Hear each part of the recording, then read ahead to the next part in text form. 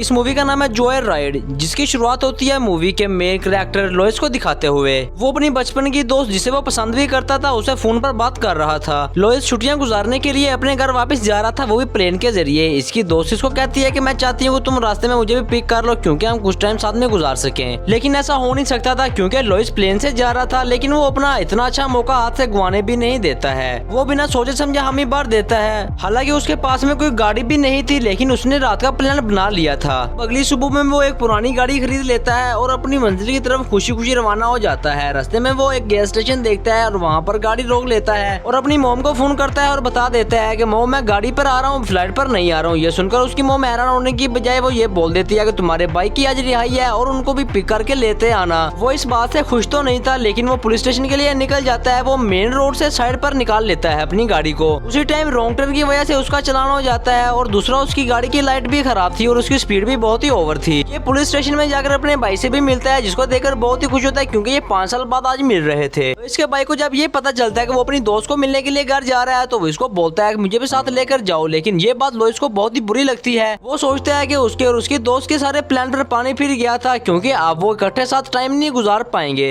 और इसका भाई इसको ये कहकर गुस्सा चढ़ा देता है कि तुम्हारी दोस्त ने तुम्हें ऑप्शन में रखा हुआ है, उसने तुम्हें एक दफा मिलने के लिए बुलाया था और तुम कुत्ते की तरह भागकर पहुंच गए हो। लोइस को इस बात से बहुत ही गुस्सा आ जाता है। वो गाड़ी को साइड पर लगा देता है और वहाँ पर रोकर अपने भाई से ये बोलता है कि नेक्स्ट टाइम ऐसी बात तुमने नहीं करनी है। रास्ते में लोइस का भाई इसको एक ऐसा रेडियो लगवा देता है जिसके जरिए में ये गाड़ी, ट्रक ड्राइवर सभी लोग आपस में बात कर सकते थे। इस रेडियो को लोइस का भाई एंजॉयमेंट के लिए इस्तेमाल कर रहा था क्योंकि उसका तो भैया बहुत ही अच्छा टाइम स्पेंड हो रहा था। क्योंकि आसपास में बैठे हुए तमाम पैसेंजर्स आपस में बात कर रहे थे जो कि कोडवर्ड में बात होती है। तभी लोइस का भाई इसका और अपना दोनों का कोडवर्ड में नाम भी रख लेता है। तभी इनकी बात एक ट्रक ड्राइवर से होती है जिसका नाम होता है रस्टी नेट, मतलब जंग लगी हुई कील। वो ये बोल रहा था कि बारिश अक्सर लोगों को पसंद होती है क्योंकि वो लोगों को घर में इकट्ठा रखती है। और मेरे ख्याल से ऐसा भी हो सकता है कि आज रात को बारिश आ जाए। लेकिन ट्रक ड्राइवर की ऐसी बातें सुनकर ये बहुत ही बोर हो जाते हैं। तभी लोइस के भाई को एक आइडिया आ जाता है। लोइस का भाई इसको ये बोलता है कि मैं तुम्हें ये बताता हूँ कि तुम इसे लड़की बनकर बात करो, हम थोड़ी देर चिल करते हैं। लेकिन लोइस को ये आइडिया जरा भी पसंद नहीं आया था, वो इसको इनकार कर देता है। लेकिन अपने भाई को बहुत ज्यादा मजबूर करने की वजह से वो उससे लड़की बनकर बातें करने लग जाता है। यहाँ तक इन दोनों की बहुत ही अच्छी दोस्ती भी हो चुकी थी। फिर एकदम से इनका राब्ता टूट जाता है क्योंकि सिग्नल ड्रॉप हो गए थे। तभी लोइस को बहुत ही गुस्सा आ जाता है क्योंकि वो अभी इसके और मजे लेना चाहता था। और फिर बाद में उसको ये भी बताता है कि तुम जिस लड़की से बात कर रहे हो वो दरअसल एक लड़का ही है। तभी ये दोनों भाई रात गुजारने के लिए एक होटल में चले जाते हैं जहाँ पर लोइस जाकर देखता है कि एक अमीर आदमी वहाँ के वर्कर से बहुत ही बदतमीजी से बात कर रहा था। लोइस का भाई इसको आकर समझाने की कोशिश करता है लेकिन वो अमीर आदमी इसको झाड़कर वहाँ से निकल जाता है। तभी रेडियो में एकदम से हलचल होती है तो वही आदमी बोलता है जो कि उसी लड़की को ढूंढ रहा था जिनसे इसने दोस्ती की थी।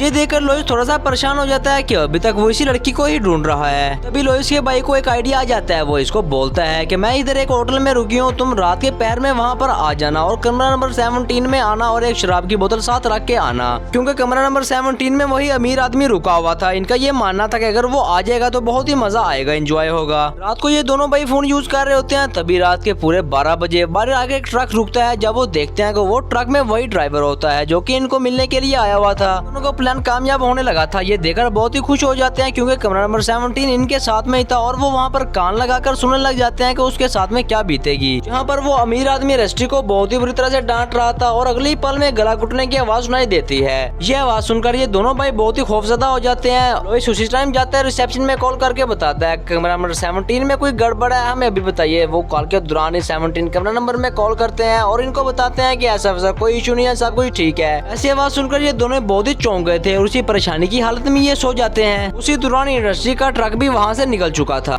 अब अगली सुबह में पुलिस इनसे पूछताछ करती है जिसमें वो ये दिखाती है कि वही अमीर आदमी जिसको कोई मारकर झाड़ियों में फेंक गया है। ये देखकर ये दोनों भाई बहुत ही हैरान हो जाते हैं क्योंकि इन दोनों को ये लग रहा था कि इंडस्ट्री को इस भाई ने ही नुकसान पहुंचाया है। इनको इतना हैरान होते हुए देखकर वो पुलिस इन दोनों भाइयों को उसकी हालत दिखाने के लिए ले जाते हैं। उसकी हालत तो बहुत ही खराब थी। उसका नीचे वाला जबड़ा पूरी तरह से टूट चुका था, सिर्फ उसके दांत नजर आ रहे थे और साथ में वो कोमा में भी चला जाता है। इनका मजाक इसके लिए इतना खतरनाक हो सकता है इन्होंने कभी सोचा भी नहीं था। तभी लोइस अपनी सारी सारी सच्चाई बात इनको बता देता है, लेकिन पुलिस वाला इस पर बहुत ही गुस्सा करता है और कहता है कि इस तरह के केसेस हमारे पास बहुत ही आए हुए हैं, हम तो ट्रक ड्राइवर को देखा भी नहीं हुआ कि वो कैसा है, अब हम उसको पकड़ भी नहीं सकते हैं। खैर पुलिस इन दोनों भाइयों को साइड पर जाकर छोड़ देती है और उनको कहती है तुम्हारा कोई कसूर नहीं है। लोइस को तो अपनी गलती का एहसास हो गया था, लेकिन इसके भाई को अपना एहसास जरा भी नहीं होता है। रास्ते में लोइस जब रेडियो को ऑन करता है तो उसको वही आवाजें सुनाई देती हैं जिसको देखकर वो दंग रह जाता है। वो सुनता है कि वो अभी तक उसी लड़की को ही ढूंढ रहा था, जिसका मतलब था कि इनका मजाक बहुत ही बुरा सपना बन चुका था जो कि खत्म होने का नाम ही नहीं लेता है। लोइस का भाई बातों को बहुत ही घुमाता है और वो उसको ये भी बोल देता है कि उसको तुम छोड़ दो, वो तुम्हें पसंद नहीं करती है। लेकिन लोइस इसको सारी सच्चाई बता देता है कि तुम जिससे बात कर रहे हो वो कोई लड़की नहीं है बल्कि वो मेरा भाई है। तभी वो आदमी इनको माफी मांगने का बोलता है, लेकिन मामला तभी खराब होता है जब वो इसको माफी मांगने से इनकार कर देता है। वो रिस्टी को बहुत ज्यादा गालियां भी देता है, लेकिन रिस्टी इसको एक बात करके इसको चुप करवा देता है। रिस्टी इनको ये बोल देता है कि अपनी गाड़ी के तुम्हें लाइट भी ठीक करवा लेनी चाहिए। ये सुनकर दोनों की धड़कनें रुक जाती हैं, क्योंकि इन्हें अब ये पता चल गया था कि रिस्टी इनके पीछे ट्रक पर पीछा कर रहा है। ये बहुत ही खलबली में अपनी गाड़ी साइड पर निकाल लेते हैं, जिसकी वजह से ट्रक बहुत ही बड़ा था वो आगे निकल जाता है, क्योंकि वो एग्जाम से इतनी जल्दी वापस नहीं कट कर सकता था। तभी इनको एक गैस स्टेशन मिल जाता है। लोइस अपने बाइक को फ्यूल डलवाने का क्या कर खुद अपने डैड को कॉल करने के लिए चला जाता है। इनको वो सारी सिचुएशन बता सकता था। उसी दौरान वहाँ पर एक ट्रक आकर रुकता है जो कि बर्फ का भरा हुआ था। उसमें से एक बहुत ही डरावना आदमी बाहर निकलता है। उसके हाथ में एक बल्ला भी पकड़ा हुआ था, जिसको देखकर लोइस का भाई उसको इशारा कर देता है ताकि उसको पता लग जाए। तभी वो एकदम से डर कर बाहर आ जाता है और बिना बात किए वो बिल पकड़ाता है और दोनों भाई गाड़ी में बैठ जाते हैं और वहाँ से निकल जाते हैं। जल्दबाजी की वजह से ये सामने वाले ट्रक के साथ में टकराने ही वाले थे कि एकदम से ये बच जाते हैं। आगे बढ़ते बढ़ते ये एक ऐसी जगह पर आ जाते हैं जहाँ पर सड़क ही खत्म हो जाती है। तभी वो आइस का ट्रक वहाँ पर आ जाता है और वो दरअसल इनको इनका कार्ड वापस करने आया था जो कि लोइस वहाँ पर टेबल पर छोड़कर आ गया था।